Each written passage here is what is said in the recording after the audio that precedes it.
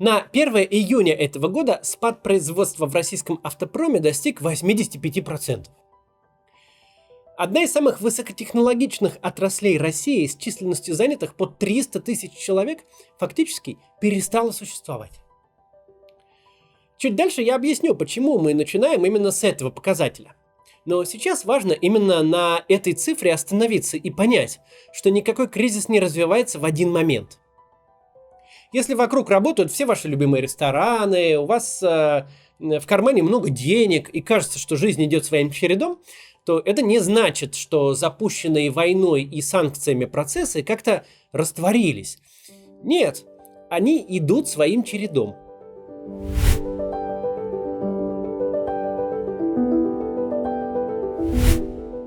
Для начала вспомним, что это за процессы такие. Речь идет о падении импорта вдвое, о резком ограничении многих отраслей экспорта, о быстрой переориентации экономики на войну и, как следствие, потребность правительства в дополнительных источниках дохода. Но почему именно автомобильная промышленность так важна в оценке состояния экономик и почему нам стоит поговорить о ней отдельно? Потому что по ней можно сделать вывод о состоянии экономики в целом, всей. Во-первых, автопром – это универсальный индикатор любого кризиса. Индикатор этот срабатывает в первую очередь. При любом замедлении, спаде или неопределенности люди отказываются от покупки новых автомобилей. Потому что автомобиль – это, во-первых, дорогая штука, она требует привлечения кредита, а с другой стороны, для абсолютного большинства это не жизненная необходимость.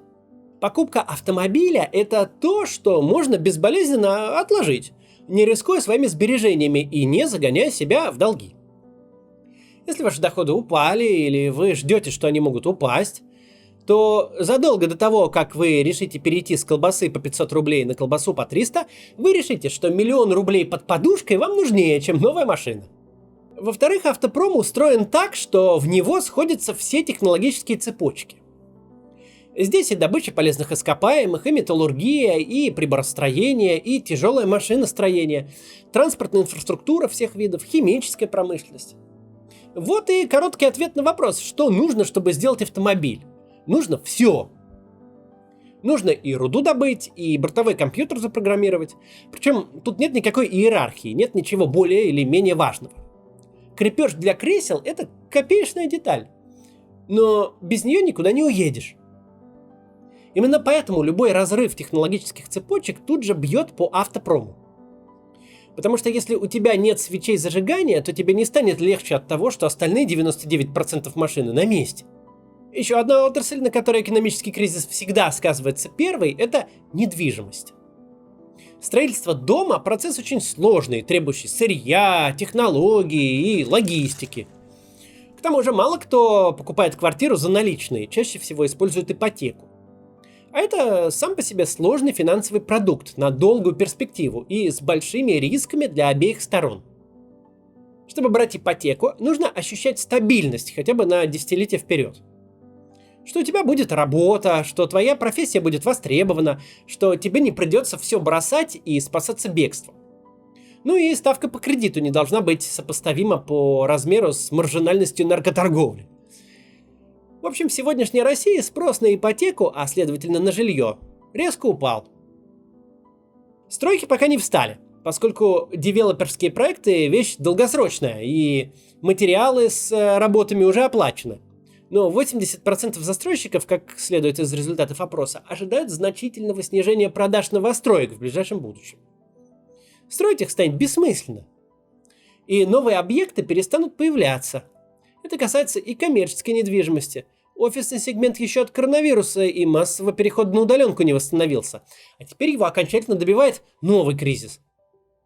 Дальше по цепочке ударит по всем, кто задействован в строительстве. Бетонные заводы получат меньше заказов на бетон. Производители окон останутся без заказов на окна. Транспортные компании не будут перевозить все это на место строительства. И так далее. Буквально все отрасли почувствуют шок от сокращения темпов строительства. Так работает. Между тем в России есть целые отрасли, которым уже пора заказывать панихиду. В авиации резкий спад перевозок. Львиная доля флота стоит на бетоне, а авиакомпании сокращают персонал. Кинотеатры.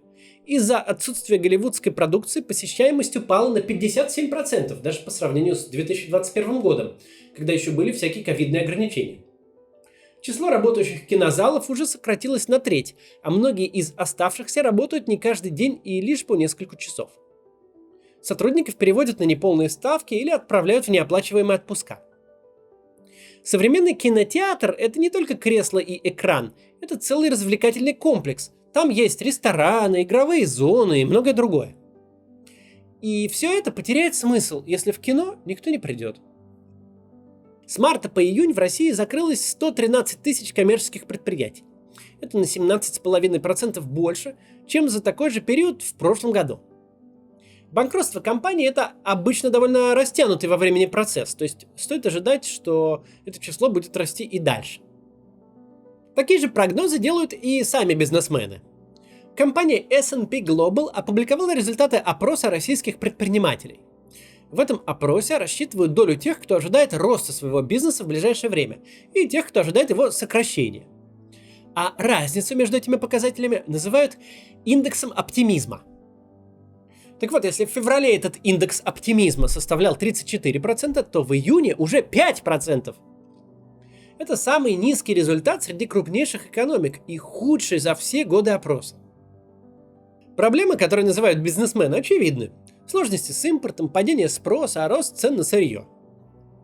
Что же это все означает для обычных людей? Кризис, подобный нашему, будет иметь два основных последствия. Первое из них – рост безработицы. Меньше компаний, меньше рабочих мест. Второе последствие – инфляция. Продукты и товары будут дорожать из-за проблем с импортом. В общем, денег станет меньше, а заработать их будет гораздо сложнее. Именно так проявляется и будет проявляться в будущем результат введения санкций против России, даже если вам пока кажется, что ничего не изменилось. От этой сводки перебросим логичный мостик к главной надежде российского правительства, к большому соседу с ВВП почти на 15 триллионов долларов – Китаю. Китай для российской пропаганды стал символом веры.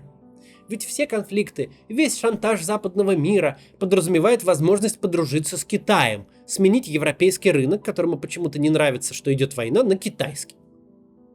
Китай же якобы готов любить нас и такими. Но здесь есть сразу несколько проблем. Во-первых, Россия не так уж и много чего может предложить Китаю. В общем-то, предложить она ему может только энергоносители. Еще лес, но его мы не учитываем, потому что это гроши. По всем остальным позициям экспорта Китай для России не покупатель, а конкурент. Да, именно нефть и газ – основные доноры бюджета, основные поставщики валюты. Но горнорудная промышленность, металлургия, черная и цветная, химическая промышленность, весь неэнергетический экспорт – это, во-первых, чуть менее половины всех экспортных денег, то есть очень немало, а во-вторых, это миллионы рабочих мест. Это целые города и целые регионы, которые зависят только от своих промышленных гигантов. Их продукция в Китай практически не экспортируется, и не по какой-то сложной причине, а потому что Китай сам экспортирует то же самое. По экспорту металлов, например, Китай с большим отрывом занимает первое место в мире. Это первое, что нужно помнить. Не просто так Евросоюз – крупнейший внешнеторговый партнер России. Не просто так оборот с крошечными в сравнении Нидерландами почти такой же, как оборот с Китаем. И не просто так за 8 лет разворота на восток после Крыма цифры почти не изменились. Просто Россия и Европа – естественные партнеры. Китай не может быть альтернативой. Ему просто не нужно то, что Россия возила в Европу.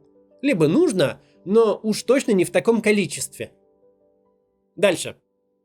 То представление, которое рисует российская пропаганда о процветающем безо всякой демократии Китае, не соответствует действительности. По прогнозу, рост ВВП Китая в 2022 году чуть более 4%. Не считая ковидного 2020, это худший показатель с 1976 года, со времен смерти Мао Цзэдуна. Причем прогноз этот довоенный. Он не учитывает, что один неадекватный режим решит ударить не только по Украине, но и по всей мировой экономике.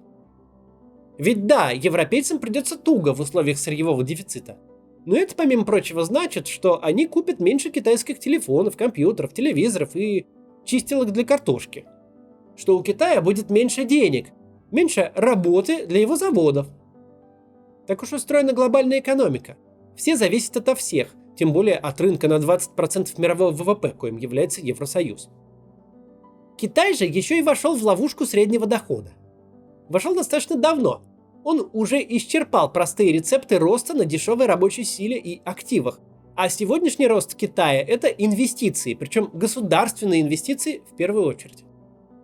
В Китае тяжелый кризис на рынке недвижимости. Цены на жилье падают третий год подряд. Плюс ко всему, скверная ситуация в банковском секторе. Что такое ловушка средних доходов? Мы много раз об этом говорили, но кратко напомню, это очень простая штука. Пока у вас очень низкие зарплаты и очень дешевые активы, ваша страна фантастически привлекательна для любых инвестиций. Этим инвестициям пофиг, есть ли у вас политическая конкуренция или независимый суд. Пусть там будет хоть коммунистическая диктатура. Труд настолько дешевый, а активы так быстро растут, что всем этим можно пренебречь. Так было долгое время в Китае, так было в России в 2000-х годах. Но, когда цена труда и активов становится близкими к среднемировым, а рост уже не так впечатляет, как раньше, в этом случае инвесторы начинают сравнивать вас с похожими странами и делать выбор в пользу тех, где с качеством государства все хорошо, где актив не отберет завтра чиновник или силовик. Эту ловушку проходили все. Кто-то успешно становился демократией и продолжал свой экономический рост, но чаще страны останавливались в этой ловушке навсегда. Пример тому сейчас, например, Россия. Но главное здесь в том, что, как с любой страной, пережившей бурный догоняющий рост, с Китаем нельзя понять, какие отрасли в нем реально эффективны, а какие пузыри, живущие за счет инвестиций в надежде на светлое будущее. Любая быстро растущая экономика очень быстро такие пузыри накапливает, очень быстро накапливает неэффективность. Ведь если все растет, то инвесторы могут не понимать, что вкладываются в производство, продукцию которого нельзя продать, что строят торговые центры, где не будет арендаторов и покупателей, что инвестируют в компании, у которых не будет прибыли, что строят квартиры, где никто не будет жить. Китайская экономика сейчас в до предела нестабильном состоянии, ее перспективы туманны, тем более на фоне мировых проблем. Это не проблема, когда Китай один, пусть и значительный наш партнер, но совсем другая ситуация, когда он единственный. Вот такая вот надежда и опора России, большой азиатский брат, на которого возлагается ответственность буквально на замену всего Евросоюза. Эта страна столкнулась и в этом десятилетии, судя по всему, и далее будет сталкиваться с теми болезнями роста, которые проходили все экономики на рубеже 10 тысяч долларов ВВП на душу населения. Переориентация на Китай – это буквально постановка российской экономики в прямую зависимость от китайского экономического роста. Это ситуация, когда надо следить теперь не за ценой барреля нефти, а за экономическими показателями Китая, единственной одной страны.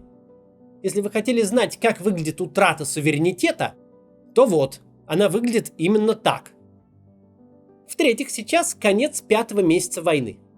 За это время даже самые неповоротливые бюрократии в обитаемой вселенной, западные правительства, которые по 10 лет регламент торговли апельсинами могут обсуждать, успели отгрузить Украине десятки миллиардов долларов помощи, а также согласовать передачу вооружения, в том числе и тяжелого, и ввести льготы и преференции для украинских беженцев. В Китае же тоталитарная диктатура, а не демократия. Там любое решение можно принять за 3 секунды и провести в жизнь за 2 дня. Ведь там нет никаких дискуссий и никаких избирателей. Так что же сделал Китай за эти почти 5 месяцев? Ничего. Даже настолько очевидный, казалось бы, с коммерческой точки зрения даже шаг, как запустить массово в Россию китайский Union Pay после ухода Visa и MasterCard. Но даже этого Китай не сделал. Более того, китайские технологические компании, такие как Xiaomi и Huawei, например, не расширяют свой бизнес на освободившемся российском рынке, а сокращают его. Почему это происходит? Почему же китайское правительство не давит на свой бизнес, чтобы помочь союзнику? Это легко можно понять, исходя из экономической ситуации в Китае. Ему сейчас только внешнего шока в форме вторичных санкций для полного счастья не хватает. Я не первый раз это говорю, но не лишним будет повторить. Надежда на Китай – это не просто утопия. Это унизительный итог всего путинского правления. Страна, которая 10 лет назад претендовала на первую пятерку экономик мира, сейчас мечтает стать китайской провинцией и впасть от него в совершенную зависимость. В конце положено делать прогнозы. Но вся беда в том, что невозможно делать экономические прогнозы, когда вся экономика складывается из политических решений, причем решений закрытой системы. Мы знаем, что в конце года вступит в действие эмбарго на российскую нефть. Тогда у российского правительства буквально станет меньше денег. Но не знаем, как Европа отреагирует на газовый шантаж Путина. Будет ли российский газ идти в Европу и в каком объеме. Мы знаем, что в результате санкций пойдет вверх безработица, но понятия не имеем, как будет развиваться война. Будут ли новые санкции, войдут ли в полную силу экономические меры военного времени, потребует ли война какой-то экстраординарной мобилизации ресурсов, вроде роста налогов. Развязав войну, российское руководство столкнулось не только с внешними силами, которые хотят отобрать у нее деньги на эту самую войну, но столкнулось и с самим собой. То, что вредило экономике раньше, всесилие спецслужб, отсутствие защиты прав собственности, некомпетентность управленцев, в военное время все это только усугубляется. А по мере того, как у властей будет становиться все меньше денег на войну, усилится поиск внутренних резервов и возрастет давление на бизнес и граждан. Это факт. Наша проблема в том, что легко предсказать направление, куда ситуация будет развиваться, но невозможно предсказать конкретные события. Война не только время великой трагедии, но и время великой непонятности. Слишком многое зависит от совершенно непредсказуемых вещей. С этим на ближайшее время придется просто смириться. Будет ли плохо? Да. Как, кому и насколько? Да леший его разберет. Вот правильный ответ. До завтра.